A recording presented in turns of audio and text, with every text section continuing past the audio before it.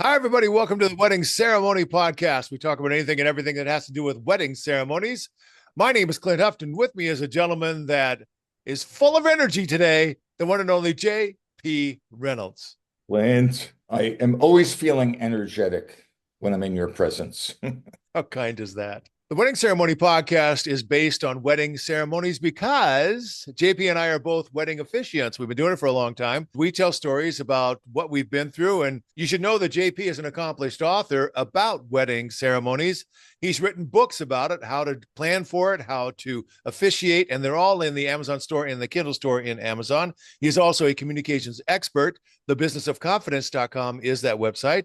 His wedding website is jprweddings.com. Mine is just my name, Clint Huff, CLINTHUFFT.com for all of the things that I do. JP, I keep getting reviews that use the word calm. You helped keep us calm, and I'm Yeah. sure you've gotten the same thing, right? Yes, Well, have you ever had to actually calm somebody down? I'm not talking about how you do your thing and they feel calm around you, but somebody actually needs to be calmed down. Have you ever gone through that? I would have to think about that, which is telling in itself in terms of a wedding setting. Oh, yeah. Like the ceremony's about to start, and you realized, holy moly. And you know what? Both examples that I'm about to share with you, it was the groom. In fact, Wow. this is about a year ago. The groom contacted me because we've known each other forever. He is an entertainment guy. He's been a DJ forever. He does social events, he does corporate events. He's very, very good at his job, and he's done a bajillion weddings. So he reached out to me, and this wedding was going to be during the week. And there was about maybe 30, 35 people. It is an intimate setting, and he is really busy. It's like he's doing everything to make Uh, it all happen. He's running around and he has to contact the people that are doing the bar, and he's bringing up sound equipment, and he has to talk to the people that are going to work everything, yeah. and he's just going moving, moving, moving. I had time to talk to the bride and her dad. Everybody arrives. They're all mingling. Now it's time to have them sit down. Well, this professional, this caught me by surprise. Now he's dressed. Now we're ready to start. He all of a sudden says, Clint, what? Come here for a second. And he pulls me aside about 15 feet. And he looks at me straight in the eyes and he says, you know that thing you do to calm people down? And I said, yes, just because what else am I going to say? He said, I need that right now. He was stressed out. I have no idea what the anxiety, what the root of it is. I just know that this is a major thing for him because he's been talking to audiences for at least 30 years. But this was different. He's about to get married, and he really did have that look of anxiety in his face. He says, I'm really freaking out right now. I just kind of followed my instincts. I reached up with both my hands and I touched his arms, which I don't know. There's something about the touch that seems to work really well. And I said, don't worry. I'm going to completely take care of you. You don't have to worry about a thing. I'll tell you where to stand. I'll tell you what to say. I will totally take care of you. If you need to breathe, I'll let you breathe. Don't worry about a thing. This is going to be really, really good. And I could kind of feel the energy calm down. Now, I'm not going to take credit, I mean, for everything, because I do know, having witnessed it so many times over almost 30 years, the minute that the bride and groom hold hands and they're facing each other, that seems to ground them as well. So I think I got them maybe 40%, 50% there. And then the minute that he saw his beloved and he held her hands, now we can sink into the ceremony. The reason I bring it up today is because I went through something almost identical this last Saturday at a wedding. It was fascinating. The difference was the bride and groom were going to have a first look because they were told that that'll help you take care of the nerves. You won't have all the serious nerves when she's walking down the aisle because you will have already seen each other, taken some photos, got to talk to each other a little bit. They didn't have an event planner, a professional. The bride's mother, they told me, Oh, was the event planner. So when I say that to you, you expect the mother to be almost bossy pants. This mother was the opposite. I had to actually engage her in conversation before I heard her say anything. I didn't see her tell anybody what to do. I didn't see any of that stuff. It turned out that the venue manager for the golf course was the one who was explaining what was going to happen and where everything was. Now, there's one more element to this, and that is the elements, the weather. We were going to have it outside overlooking, but it was raining cats and dogs. And so the groom saw that ahead of time. He saw the weather forecast. He says, we're going to bring it inside. I don't know about you, but anytime somebody says we're going to go inside because of the weather, I think to myself, oh, thank goodness. I don't want to be in the heat. we've talked at length about weather and the choices that people make and how sometimes they're stupid choices. But this one was awesome. We're inside, big window looking out over the golf course. It was fantastic. So circumstances made it that the couple did not have a first look. And the groom was saying, I thought we were going to have a first look. I thought that was going to help me calm down. Now, this is a guy who has a 15-year-old son, and I think he's a police officer. I mean, he's a burly guy. His groomsmen were also, it wouldn't surprise me at all if they were also police officers. Here's this guy that has handled so many stressful situations, and right now he really is freaking out. And he said, my heart's racing. It does that every now and then. And I'm thinking, okay. And I said, how you feeling? He says, well, I can feel it. And apparently he takes like a medication to slow down his heart rate in situations like this. He says, well, I thought I had a little bit extra time because I took the pill, but I'm going to need some extra time for it to kick in. And this was all very quiet, very contained with him. It was just him and I talking about this. Well, he asked the venue manager, are we going to be able to have a first look? And she said, we run out of time. We have to start the ceremony. You'll see her when she comes up the aisle or down the aisle. Duh. Yeah, I know. Now, here's the thing. The photographer was one of these people that you can tell is just used to calling the shots. I don't know the type of events that she does, but it appears to me that she's used to telling everybody what to do. There was once or twice where I'm talking to the bride beforehand in the bridal room. I had to say to the photographer, I'm not done yet, because she was butting in and, doing stuff. You got to stay calm. I want to be respectful, but I just had to quietly say, I'm not done yet. And she immediately backed off. She knew who I was, and she apparently had worked together years and years and years and years ago. She said the groom should be facing away from everybody, looking out the window until the bride gets to the top of the aisle, and then have him turn around. And I'll tell you when to turn him around. Normally, I walk in by myself and I make the announcement of, would you please silence your phones, that sort of thing. But the venue manager said he wants to walk in with you. And I thought, sure, if that's what it takes, absolutely. And fortunately, the aisle was wide enough to handle both of us. That did seem to help, because we got up there and he immediately started looking out the window. And I said, no, you don't have to do that now. Do you want to watch people come down the aisle? Yeah, I would like that. Okay, turn around. I'll turn you back around before she comes in. Oh, wow. Okay. And that seemed to help. So we're kind of getting to the stable level. We started at, let's say, 100% of I'm really freaking out and my heart's racing, to now we're at about 30%, which is a big improvement. And he can tell that everybody sees his friends and they're all happy for him. And he knows that we've reached that point of no return. We're going to have a wedding ceremony. And then I turn him around when she's about to make her entrance. We're in a room that is going to be the reception room. So all of the tables are mushed off to one side, and we have the second half of the room with the chair set up and a single aisle and all that. I turn him back around. She gets to the end of the aisle, and I feel him being totally cool. He turns back around. Now, when I say totally cool, the next thing he did showed me that this was really a big deal for him. He immediately starts crying. And of course, I thought of you, because that is your goal. Thank you, Clint. Yes. Oh, you warm my heart. That is like probably the nicest thing anybody's ever said to me. Thank you. Yes, of course. And then from that point forward, everything just went really, really well. I mean, they had that. I love that look. The two people that are going to get married and the way they stare at each other as they get closer together. And then she's in front of me, and now she doesn't know what to do. I mean, they really do have that thing that you always talk about, that you're not going to know where you are. You're not going to know what anything is. And they really both had that look. He's staring at her. She's looking out the window. I said, it's okay. Give me your flowers. I always like to hold the flowers so that the bridesmaid just doesn't have anything in her hands. And then when she's done fluffing the dress or whatever, I hand her the bouquet. And I turn, I said, hold hands. And they held out just one hand, the hand closest to the guest. I said, no, hold both hands. And they did that. I kid you not. It was like they was flipping a switch, and they both went, ah, while they were still happy and excited. And, at the beginning, when they're nervous that they're going to do the right thing and all that kind of stuff. But it was the second time where somebody expressed the fact that they were freaking out right before the ceremony started. You ever had anything like that? No. Okay. Well, that's the end of our podcast. There's so much there that in both of those stories, Clint. Both stories are a wonderful reminder.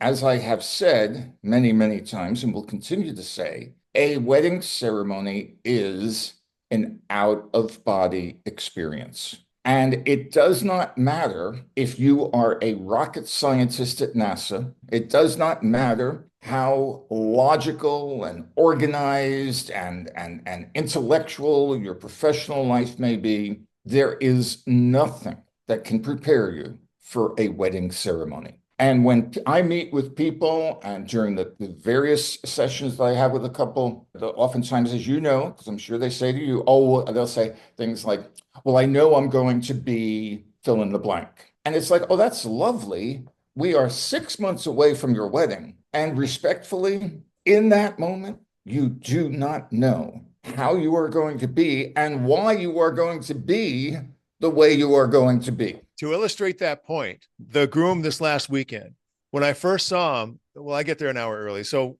we're that far out. And I said to him, how you feeling? Which I ask everybody, how you feeling? And he said, I'm really nervous. I wasn't nervous at the rehearsal. I wasn't nervous on the way over here. I wasn't nervous until I got right here, right now. I'm really nervous. And that illustrates my point. This is a guy that probably has faced life-threatening situations, being a police officer. And here he is, and he is palpably nervous. And so again, I reached out and touched his arm. I said, don't worry, I'll completely take care of you. Everything's going to be great. And then start going over just the logistical things to prepare him for what's going to happen. Oh, yeah, no. And that also is a reminder why, as an officiant, we need to be on site a full hour before invite time. It is utterly fascinating. And I mean, I have some insight into this when just a year ago, last month, when my niece got married. I have two nieces. I've already officiated weddings for various godchildren. This was my first niece to get married. I just was not sure emotionally how I was going to be because I'm very close to both my nieces. I remember it's like, all right, think steel, like don't look, at this person or that person. And I was so smug because the ceremony is going and it's like, oh yeah, there's not even a sniffle. And then it was like after the rings and it was going to be a blessing and my niece's husband is Jewish, so we're going to do the breaking the glass and all that. So, but we were coming in down the home stretch. And I remember I thought it was fascinating. And I was going to say something and I said the word the, and I choked up. You choked up. Yes, on the word the. I was beginning a sentence and it was like the whatever. And I choked on the word the and had to compose myself. Because I had that moment, it was like I just looked at my niece and I just saw this radiant child whose diapers I had changed. And I said, and I thought, whoa, I got through the vows, I got through the rings. And it's like, and I am now ready to break down over the word the. So if that is me as the uncle, oh yeah, all it takes is a well-crafted the to break you down. Well crafted. Forewarned is forearmed. There have been times where, I've been a public speaker and in front of audiences and all that kind of stuff, since I was 11. What catches me by surprise is my own emotions in certain situations. I've already told my kids, as I've told you, I will not officiate their wedding ceremonies because I'll be a mess. We won't be able to get through anything because I'll just start crying. They're my kids and so on. It's a fascinating thing. Now, the other thing that I think is really important, and this is the craft of officiating. You and I have been doing it for a long time. Plus, we have all this experience outside of being a wedding officiant that all informs what we do and gives us a sense of confidence because we've been through it a billion times. There was a TED talk of a guy who was talking about confidence. How do you get confidence? He was a soccer coach, and he said it's repetition. You just have to do it over and over and over and over and over again. There was a jazz musician, one of the Marsalis brothers. This one guy won a Grammy for jazz as a trumpet player. He also won a Grammy for classical music as a trumpet player. So this is a guy that was really a musician through and through. They talked about improv in a jazz genre, and he said, well, you can't really do that until you are rock solid with the fundamentals and all the classical music and that sort of thing. You have to be rock solid with the fundamentals before you can play around within that structure. And I think that's true. We have to be rock solid with what we're going to say and do to make us comfortable should anything need any sort of improvisation, no matter what it is. Does that make sense? That is a core psychological truth. Yeah. It's part of the Ten Commandments. Oh, really? Yeah, no, I mean, it really is. But it is. Wait, I can't gloss over that. So thou shalt not kill, thou shalt not steal. That you better know what you're talking about. Nothing is more psychologically true than what you just said. We don't have time in this episode to talk about my weekend. I had a weekend. I had a wedding on Friday in the rain, but not in the rain. We had to go inside. And my experience, and we can talk about it at another time.